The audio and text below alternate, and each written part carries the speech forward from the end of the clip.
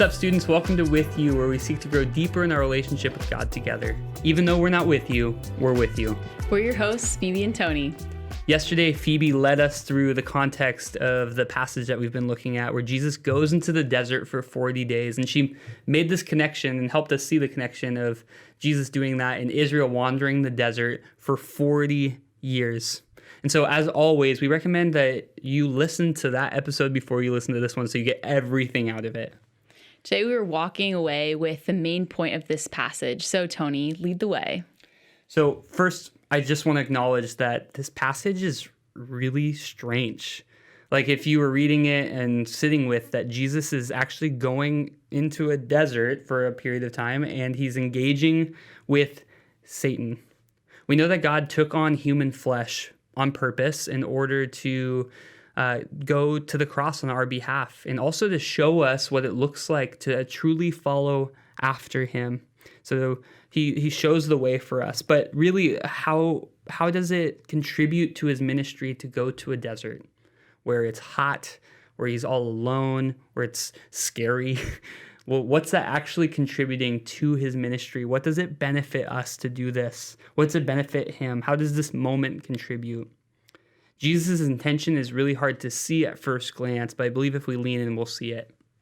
We see that Satan moves towards Jesus when Jesus is hungry and tired, maybe at his weakest moment physically, and Satan sees a window here of opportunity that he thinks is great timing. So what is Satan trying to accomplish here?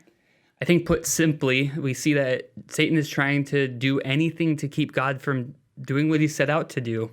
We see that Jesus in Matthew 3, when he's about to be baptized, he tells John the Baptist, you've got to do this in order to fulfill all righteousness. That's why Jesus is there, is to fulfill all righteousness.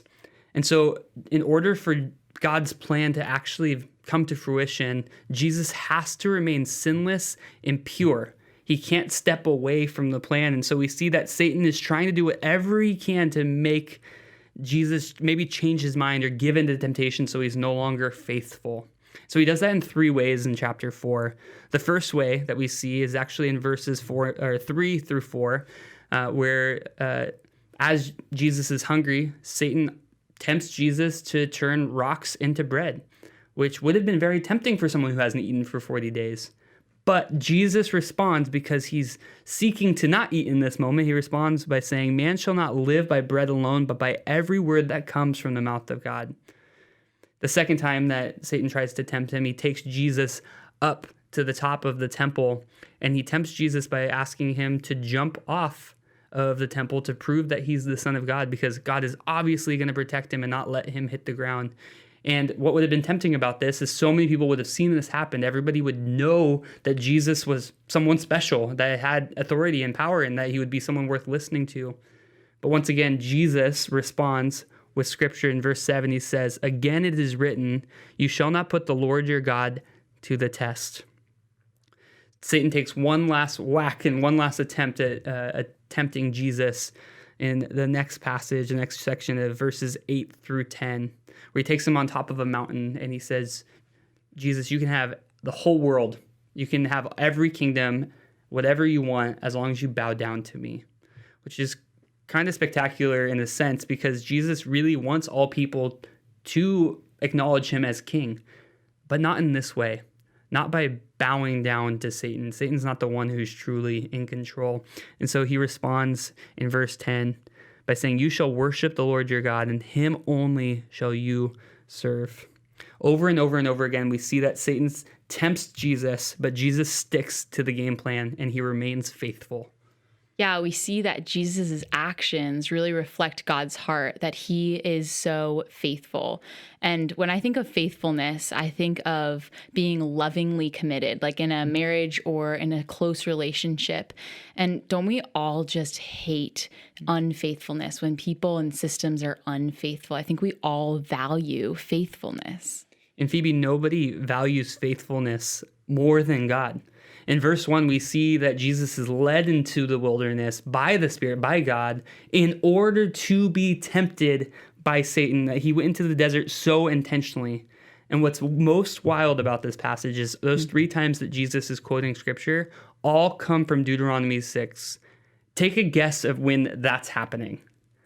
You guessed it. It's happening during the time that Israel is wandering the desert. That's what Deuteronomy 6, that's the time and place that was written. And so Jesus is quoting these things to really connect the dots for us to see that he went to the desert to be faithful to God in every way that humanity has fallen short in their faithfulness to him.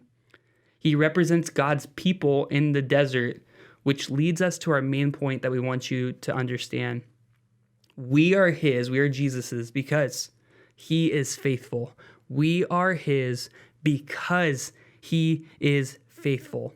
If Jesus never showed up, or if Jesus gave into temptation, we would still remain in our sin and we would be stuck on our own. The same God that led Israel out of Egypt is the God who meets with us today. The same God who provided a way out of sin for humanity is the same God who is faithful to us. Do you believe that? Does that actually affect your heart? Does that affect the way you live your life? God is not just faithful to the perfect and cleaned up Christians.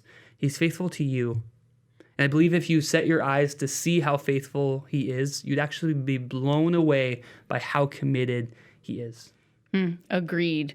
God's faithfulness ought to impact our hearts. I know it has for me this week looking at this passage. And tomorrow we're going to take a look at how we are his because he is faithful impacts our lives. Remember, let's be real with one another and before God as long as it's called today. It's been great to be with you.